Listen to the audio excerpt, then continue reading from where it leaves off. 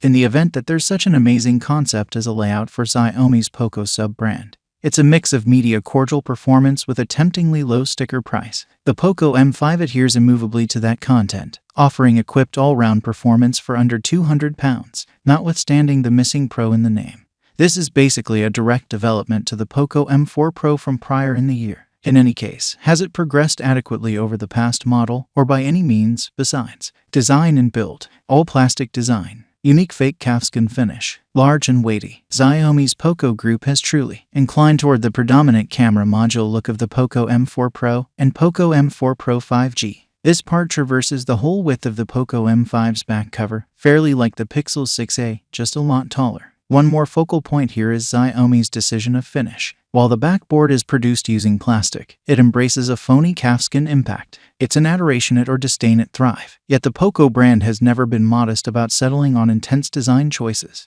I most definitely cheer it for attempting to accomplish something else, and it's surely more impervious to fingerprints than its sparkly ancestor. Less praiseworthy is the sheer size of the phone. It's somewhat thick at 8.9mm, while 201 grams feels excessively weighty for such a modest all-plastic phone. The choice to switch away from the opening punch score of the Poco M4 territory for a tier elective is a somewhat deplorable one. It makes the Poco M5 seem to be a more established, less expensive phone than its ancestors. Maybe that is the reason it's done meriting the Pro moniker, regardless of what the common sticker price could recommend.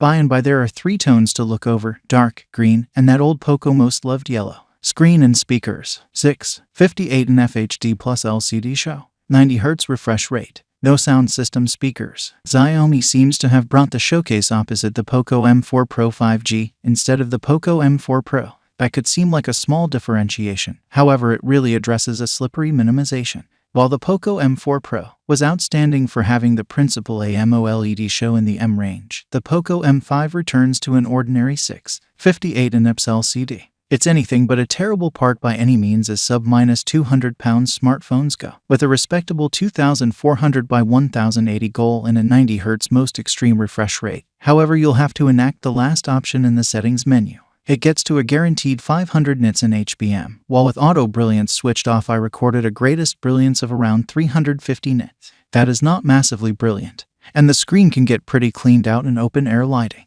Eventually, that inversion to LCD stands apart here. The Poco M5's screen just isn't even close as lively or appealing as its ancestor. However, it's sensibly variety accurate. Changing from the default striking to standard mode, I recorded a sRGB range inclusion of 92.4% and a range volume of 94.7, with a solid typical delta E of 1.13. One more killjoy here is the choice to strip the Poco M5 of proper sound system speakers for a weedy mono one. This could be relied on as a Mark Poco highlight, so its non-appearance for a weedy mono speaker is definitely felt. Specs and performance. MediaTek Helio G99. 4GB Smash. 64 divided by 128GB capacity. The provision of a MediaTek Helio G99 chip in the Poco M5 is an unpretentious improvement over the MediaTek Helio G96 of the Poco M4 Pro. Maybe the greatest distinction is that the M5's chip is based on a more modest, more effective 6nm process contrasted with the 12nm M4 Pro part.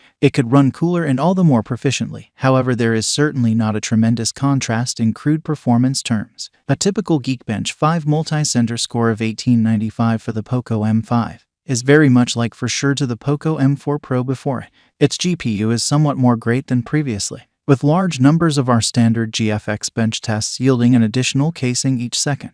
It is strong, on the off chance that not awesome to game performance. I had the option to knock Genshin effect up to medium graphical settings, and a 60 FPS focus with famously playable results. That is not terrible given the pitiful provision of 4GB of Smash, which addresses a minimization from the Poco M4 Pro's decision of 6 or 8GB. Also low is the passage level provision of 64GB of inside stockpiling. With a ton of £200 phones presently moving to 128GB as the base spec, it feels somewhat dated.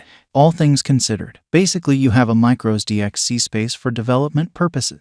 Cameras: 50MP wide sensor, 2MP profundity and full-scale sensors, 5MP selfie. Up to this point we've seen indications of relapse from the Poco M4 Pro, and that go on with the Poco M5's camera provision. Most prominently, there's no super wide camera this time around. You get a 50MP wide camera, a 2MP full-scale camera, and a 2MP profundity sensor. do the trick to say. Those last two should not exist for every one of the decency that they do. That 50MP principal sensor likewise apparently addresses somewhat of a stage back. After the Poco M4 Pro addressed the series presentation of a 64MP sensor. In useful terms, the Poco M5 accomplishes comparably much as you can trust from less expensive phones to catch respectable shots in great lighting. Feed it a lot of light and you'll get sensibly sharp, normal-looking shots, if somewhat level promotion experiencing a dash of overexposure in the features. When the light drops, things slip into a boisterous mush. Indeed, even the devoted night mode neglects to do considerably more than light up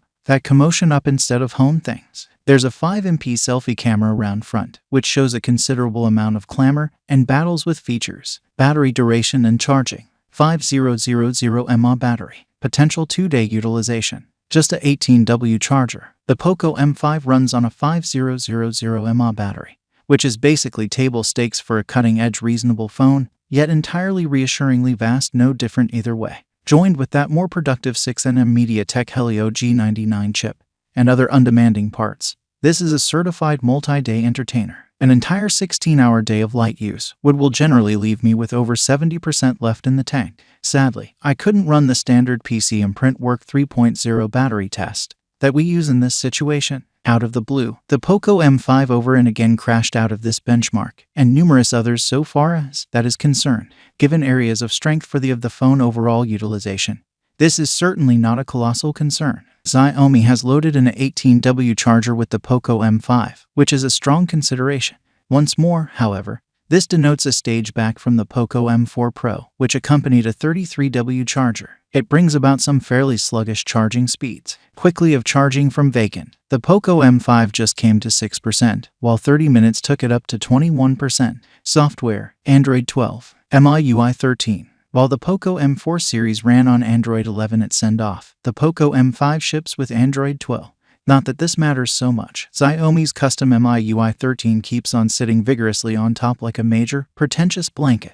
It's a connection point overflowing with niggling inconveniences. You actually get irritating full screen notices each time you introduce an application. It's as yet difficult to perceive how much screen on time you're escaping a solitary charge, in contrast to basically every other Android UI. Additionally, like previously, in any case, MIUI keeps on being very customizable. Could do without the tangled split notice framework. You're just a settings menu trip away from consolidating the two parts into something more norm. In the meantime, Xiaomi's Subjects offers one of the most broad backdrop shop fronts, frequently with matching symbols. Finally, thanks for watching this video. See you again next time.